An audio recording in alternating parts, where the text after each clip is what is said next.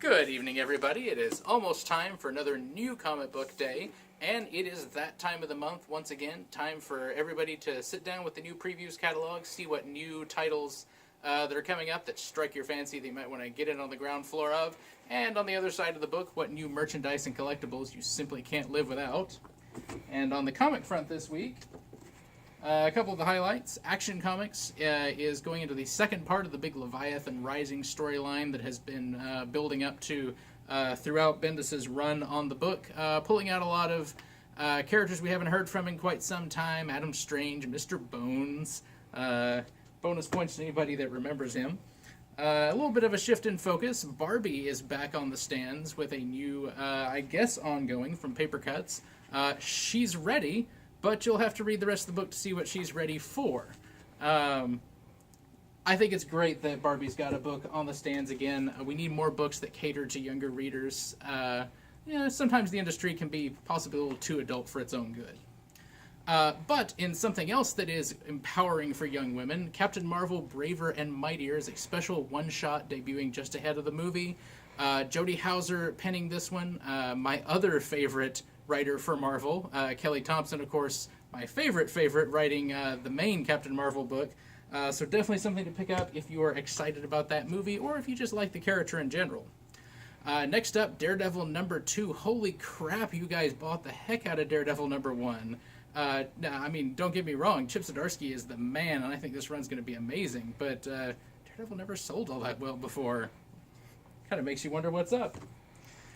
Next up, Detective Comics number 999. We've been doing that countdown to 1,000 for a while now, and we are just almost there.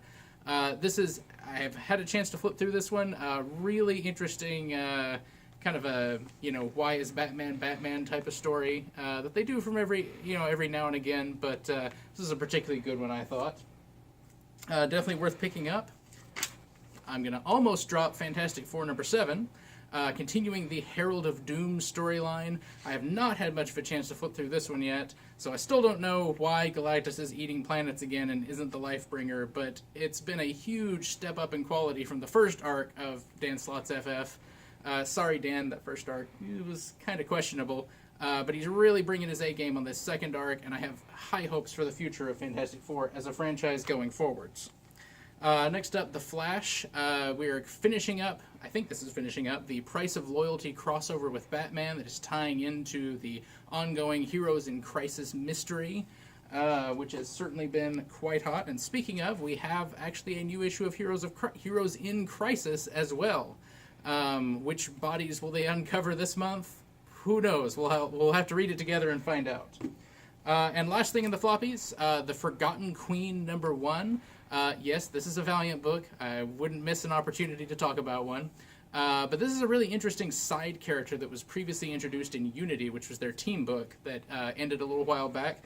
She was an antagonist, but they're kind of delving into her backstory now. Teenie Howard is an up-and-coming rising star writer, so definitely check this one out if you're interested in, badass warrior princess immortal characters.